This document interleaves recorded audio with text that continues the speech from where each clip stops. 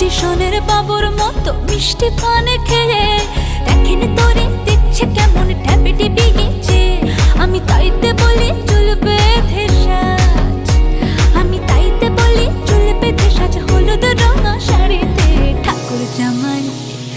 ঠাকুর জামাই এলো বাড়িতে।